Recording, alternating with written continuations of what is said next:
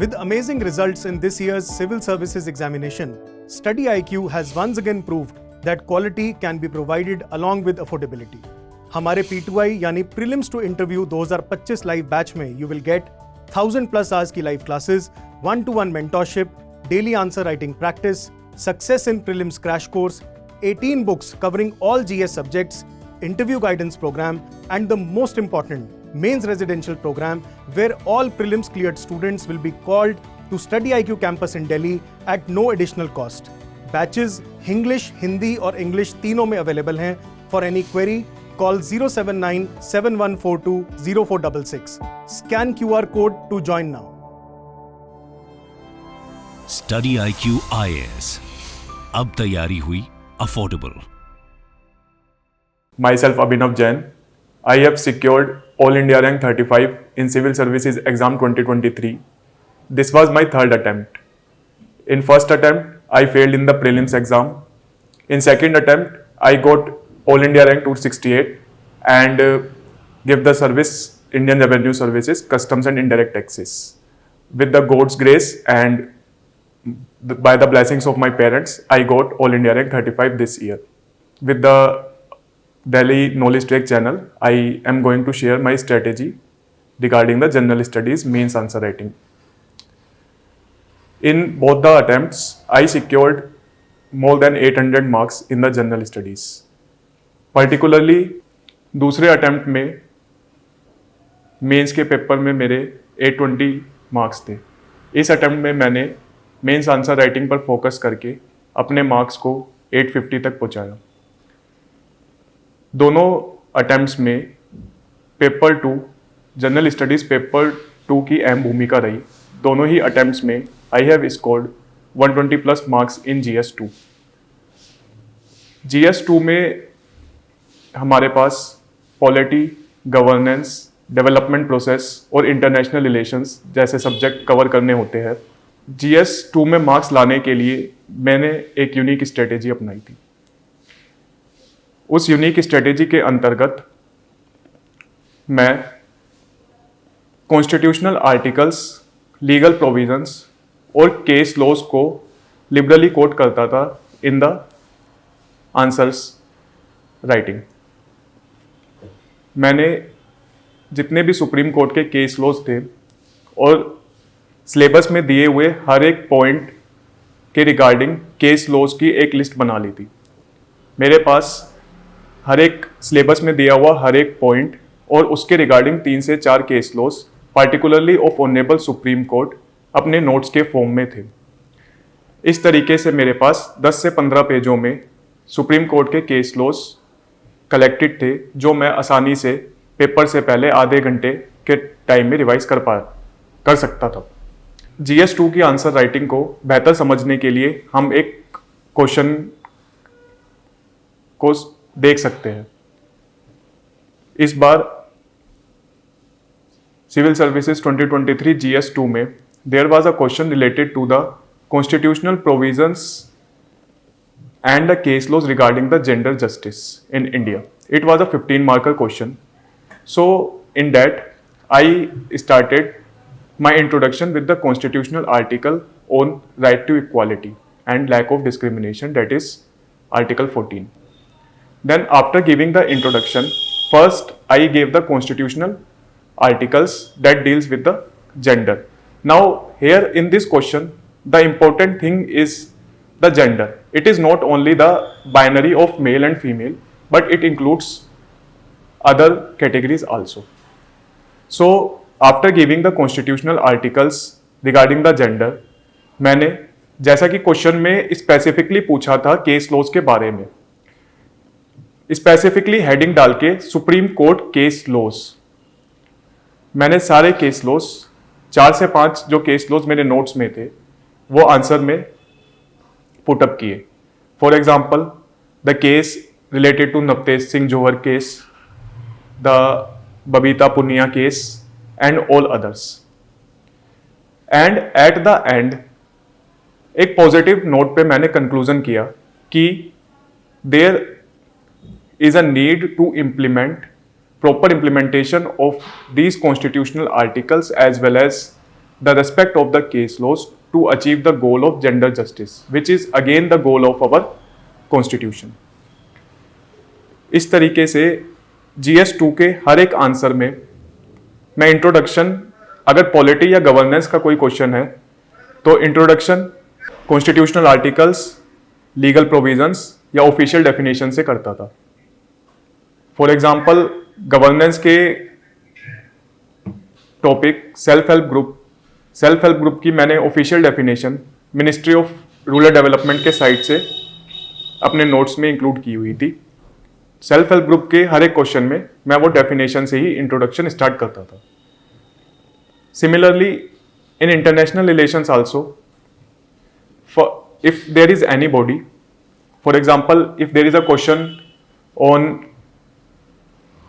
BIMSTEC के question में मैं उसका इंट्रोडक्शन उसकी फाउंडेशन से करता था in this year, and then give a spider diagram कि उसके मेंबर्स क्या क्या है एंड देन उसका मैंडेट क्या है, then give what is asked in the question, after that give that.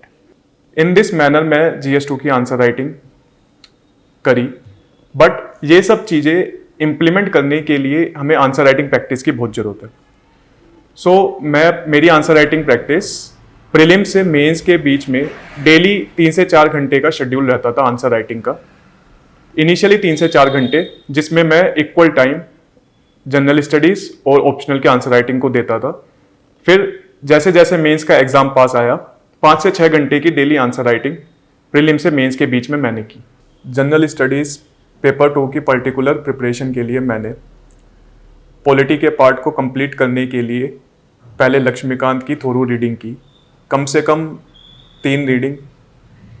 As per my personal opinion 3 reading बहुत ज़रूरी है लक्ष्मीकांत की हर चीज़ को समझने के लिए, particularly the chapters that are more important, such as fundamental rights, fundamental duties, directive principles and preamble. First reading में generally most of the aspirants गलती करते हैं कि फर्स्ट रीडिंग में लक्ष्मीकांत को रीड करते करते उसके नोट्स बना लेते हैं, जबकि हमें ये समझना चाहिए कि लक्ष्मीकांत अपने आप में ही एक नोट्स फॉर्म में है. तो एक बुक जो अपने आप में नोट्स फॉर्म में है, उसके नोट्स बनाना रिसोर्स की वेस्टेज है. यूपीएससी की जर्नी में हमारे पास ऑलरेडी टाइम की कमी है और रिसोर्सेज बहुत सारे हैं. तो जो बुक अपने आप में नोट्स की फॉर्म में है, उसके नोट्स बनाने मेरे हिसाब से यूजलेस है. सो मेरी जो बुक रीडिंग की स्ट्रेटेजी थी, पर्टिकुलरली लक्ष्मीकांत की, फर्स्ट रीडिंग थोरोली की. फर्स्ट रीडिंग करते हुए इंपॉर्टेंट पॉइंट्स को मार्क करा. सेकेंड रीडिंग में ओनली दोज इंपॉर्टेंट पॉइंट्स को स्टडी किया.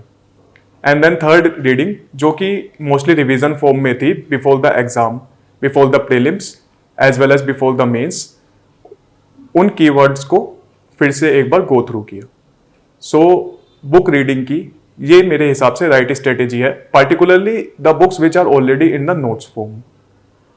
एंड अनदर थिंग इज कि फिर नोट्स जरूरी है या नहीं है, नोट्स बनाने भी है या नहीं है.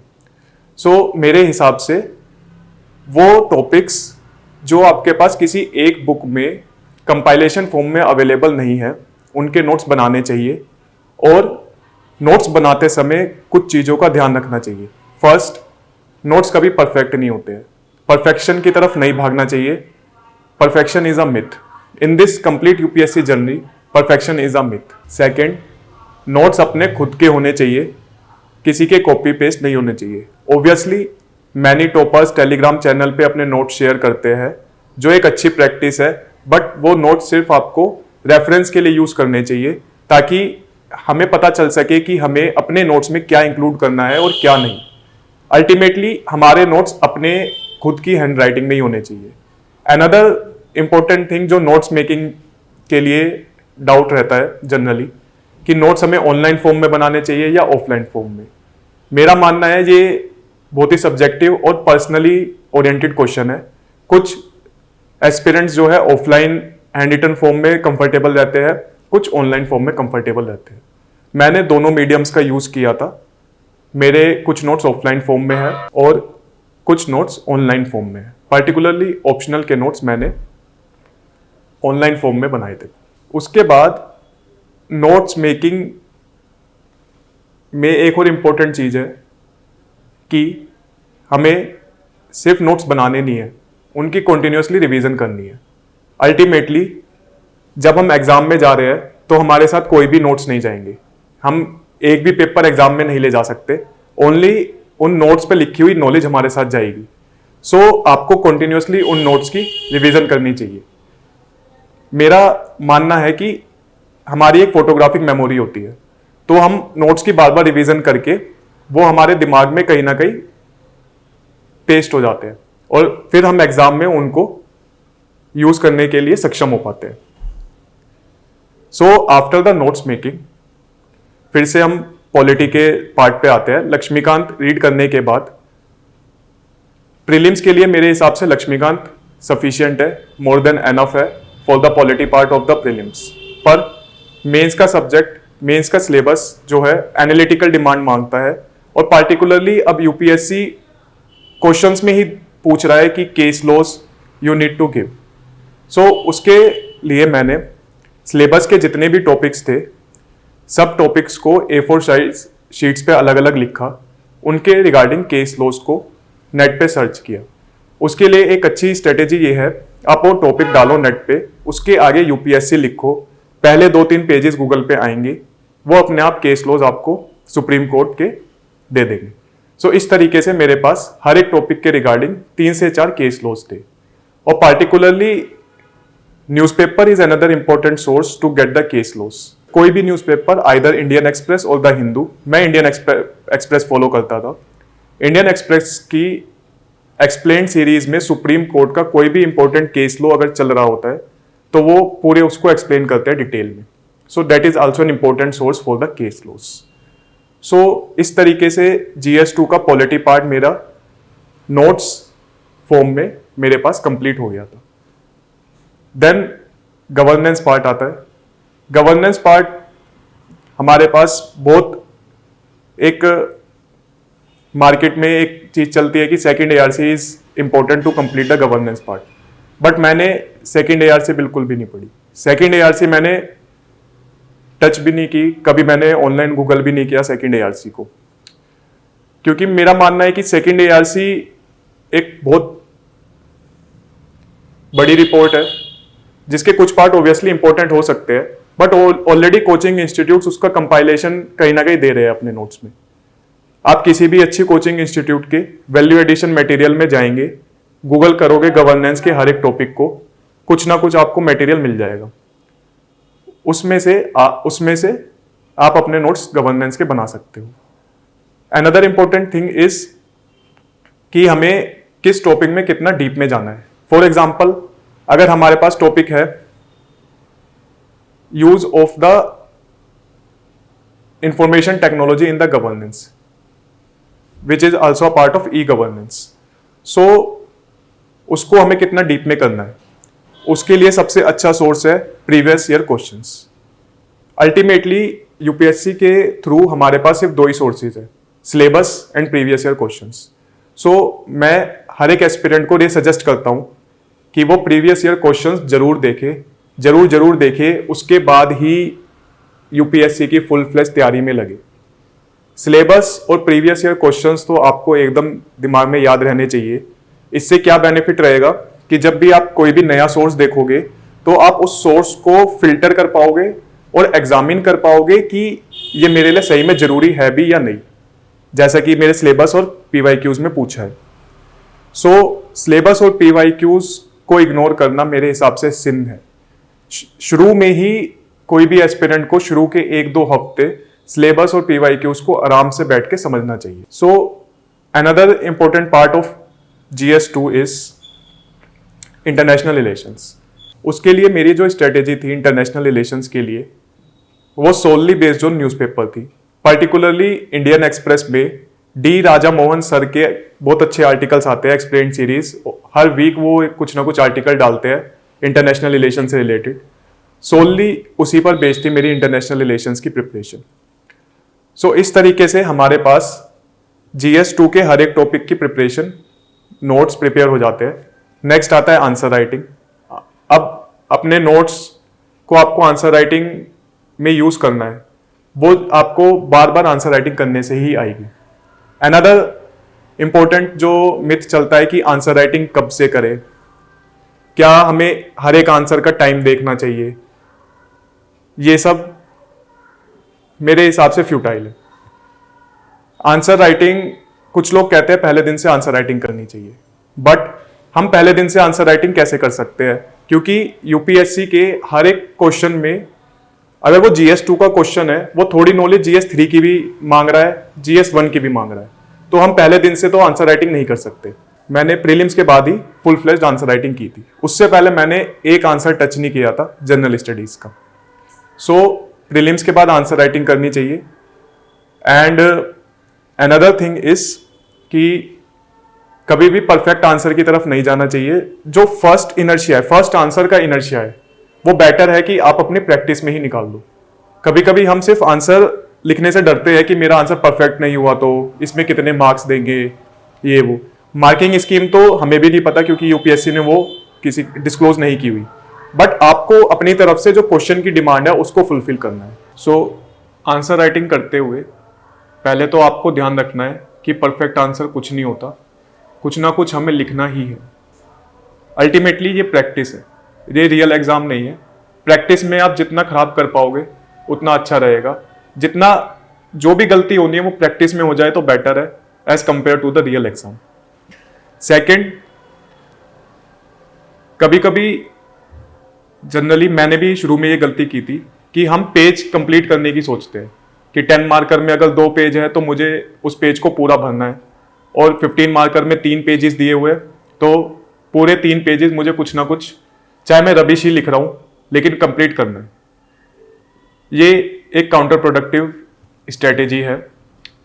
जो यूपीएससी एग्जामिनर है वो वेल एजुकेटेड है, उनको पता है कि क्वेश्चन क्या है और क्वेश्चन की डिमांड क्या है। Instead of filling the page, जितना आपको आता है, जितना हमें आता है, उतना ही हमें लिखना चाहिए आंसर शीट में, और बाकी की जो स्पेस बची उसको अंडरलाइन करके एक फाइनल लाइन डाल के स्ट्राइक थ्रू कर देना चाहिए। नो मैटर कि आप एक पेज का ही फिल कर पा रहे हो, लेकिन अगर वो रेलेवेंट है जो क्वेश्चन में पूछा है, that is more important than the 2 pages जो आपने रबिश फिल किया है। एग्जामिनर जो चेक करेगा, मेरे हिसाब से वो उस एक पेज पे ज्यादा मार्क्स देगा as compare to 2 page irrelevant material. क्योंकि अगर हम एग्जामिनर की साइकोलॉजी से सोचे, अगर हम खुद एग्जामिनर है तो हम रेलेवेंट मटेरियल को ज्यादा प्रेफर करेंगे as compare to the filling of the pages. So ये जो फिलिंग ऑफ द पेजेस का मिथ है, इससे भी हर एक एस्पिरेंट को बचना चाहिए। थर्ड, एक और जो इशू होता है कि हमें एक क्वेश्चन को कितने मिनट में कंप्लीट करना है। मेरे हिसाब से पर क्वेश्चन कुछ मिनट्स नहीं होते। कुछ क्वेश्चंस हमें बिल्कुल अच्छी तरीके से आते हैं जो जल्दी कंप्लीट हो जाते हैं, कुछ क्वेश्चंस हमें वहीं पे सोचने पड़ते हैं तो उनको करने में टाइम लगता है। तो इस तरीके से rather than counting your time पर क्वेश्चन, हमें पूरा ब्लॉक लेना चाहिए 2 घंटे आंसर राइटिंग का, कि उस 2 घंटे में मैं कितने क्वेश्चन अटेम्प्ट कर पाया। धीरे धीरे 2.5 घंटे के ब्लॉक, 3 घंटे के ब्लॉक में किस तरीके से मेरे कितने आंसर्स मैं कंप्लीट कर पा रहा हूं। अल्टीमेटली मेरी जो answer writing strategy UPSC exam में थी कि पहले मैं 15 मार्कर्स अटेम्प्ट करता था, क्वेश्चन नंबर 11 से शुरू करा, सिक्वेंशियली शुरू करा। मैं पहले सारे क्वेश्चन नहीं पढ़ता था, क्वेश्चन 11 से शुरू करके क्वेश्चन 20 तक कैसे भी 1.5 आवर में कंप्लीट करने हैं। 1.5 आवर में अगर कंप्लीट नहीं होते, 1.5 आवर में मैं क्लॉक चेक करता था कि कितने क्वेश्चंस मेरे हो गए 15 मार्कर, नहीं कंप्लीट होते तो स्पीड अप करके उनको किसी भी तरीके से 140-145 तक तो कंप्लीट करनी है। 145 में किसी भी स्टेज पे हूं तो 10 मार्कर्स पे स्विच कर दो, देन 10 मार्कर्स लिखता था। फाइनली लास्ट के 3 से 4 मिनट अगर बचते हैं तो क्वेश्चंस में अंडरलाइन, कीवर्ड्स को अंडरलाइन करना और बॉक्सिंग करना इंपॉर्टेंट पार्ट्स को, ये सब मैं अपने आंसर राइटिंग में करता था। आई थिंक यही रीजन है कि I have scored 120 plus in GS2 in both the attempts and more than 800 in the answer writing in general in the mains. Another गलती जो मैंने अपनी प्रिपरेशन के टाइम की फर्स्ट अटेम्प्ट प्रीलिम्स में फेल हुआ। उसका मेन रीज़न था कि I underestimated the level of preparation required in this exam. मैंने सोचा इंजीनियरिंग बैकग्राउंड से हूँ, जेई के एग्ज़ाम दिए हुए हैं, ऑब्जेक्टिव क्वेश्चन करने आते हैं और एक नॉर्मल जनरल स्टडीज़ या जीके का एग्ज़ाम है। At that time I was underprepared and little bit overconfident regarding this exam. That's why I failed in my first attempt of the prelims. But I think that was blessing in disguise for me. उस attempt के बाद मुझे समझ आया कि इस exam को लेकर किस लेवल की सीरियसनेस और किस लेवल की डेडिकेशन की ज़रूरत है। पार्टिकुलरली आपको कंट्री के मोस्ट कॉम्पिटिटिव एग्जाम को अल्टीमेट रेस्पेक्ट देनी है। जितनी रेस्पेक्ट ये एग्जाम मांगता है आपको उतनी रेस्पेक्ट देनी पड़ेगी, और आप वो रेस्पेक्ट किस फॉर्म में दोगे जो इस एग्जाम की डिमांड है। Consistency, dedication, be away from all other distractions for certain period of time. Particularly in the initial period of the preparation हमें हर तरीके की डिस्ट्रैक्शन से दूर रहना चाहिए। सो अगर हम इस एग्ज़ाम की रिस्पेक्ट करेंगे तभी ये एग्ज़ाम हमारी रिस्पेक्ट इन रिटर्न करेगा। Another important area is regarding the time table.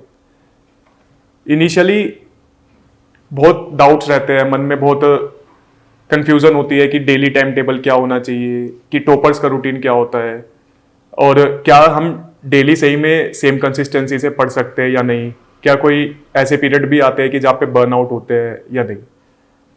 C We all are humans and naturally machines नहीं है कि जो डेली हम 10 घंटे 12 घंटे पढ़ सकते हैं।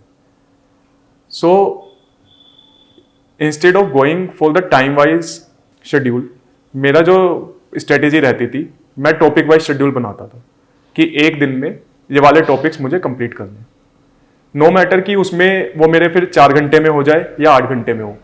सो इस तरीके से मैंने कंप्लीट अपने जो शेड्यूल थे वो टॉपिक वाइज फॉर्म में बनाए थे। And another thing is 3 level of planning जरूरी है। First is the long term perspective कि आपको लगभग 6 महीने के ब्लॉक में कितना कंप्लीट करना है। सेकेंड इज 1 मंथली पर्सपेक्टिव कि इस मंथ में मेरा ये वाला सब्जेक्ट हो जाना चाहिए, या इस सब्जेक्ट का अगर बड़ा सब्जेक्ट है तो इतना पार्ट हो जाना चाहिए। Another important and third is the short term कि 3-3 दिन के छोटे छोटे ब्लॉक्स में कितना सिलेबस मैं कंप्लीट कर लूँ। सो इस तरीके से 3 लेवल ऑफ प्लानिंग से आप अपना सिलेबस इजीली कंप्लीट कर सकते हो। और जैसे जैसे इनिशियली हो सकता है कि हम सिर्फ 3 से 4 घंटे बैठे या बहुत कम टॉपिक्स हम कंप्लीट कर पाए, लेकिन जैसे जैसे हम अपनी प्रिपरेशन में आगे जाएंगे 3 महीने 4 महीने बाद हमें अपने आप को पुश करना पड़ेगा, और पुश करते करते धीरे धीरे टाइम अपने आप बढ़ता चला जाएगा। और अगेन उसके लिए क्या इंपॉर्टेंट है कि बाकी डिस्ट्रैक्शन से थोड़े समय के लिए दूर रहें। एक जो मेजर डिस्ट्रैक्शन इस समय हम सब फेस करते हैं वो है सोशल मीडिया, कि सोशल मीडिया को कितना टाइम दे, सोशल मीडिया में हमें कॉल्स पे, मैसेजेस पे, चैट्स पे कितना टाइम देना चाहिए। मेरे हिसाब से सिर्फ फैमिली मेंबर्स और बहुत क्लोज फ्रेंड्स से ही कांटेक्ट रहना चाहिए, क्योंकि अल्टीमेटली वो एक सपोर्ट सिस्टम की तरह एक्ट करते हैं थ्रू आउट द प्रिपरेशन। बाकी सब social media is a wastage of time, and time is the ultimate resource in this exam. So during my preparation I was totally cut out from the social media. Only I use WhatsApp, और वो भी इसलिए क्योंकि 1-2 group जो हमारे optional की preparation के थे, उतना ही सोशल मीडिया में प्रिपरेशन के टाइम में चलाता था। बाकी थोड़ा सा लीजर टाइम में फैमिली मेंबर्स और क्लोज फ्रेंड्स से कॉल पर बात करना, इतना ही सोशल मीडिया मैंने यूज़ किया था। Again I thank the DKT platform to give me opportunity to share my strategy with all the upcoming aspirants. All the best.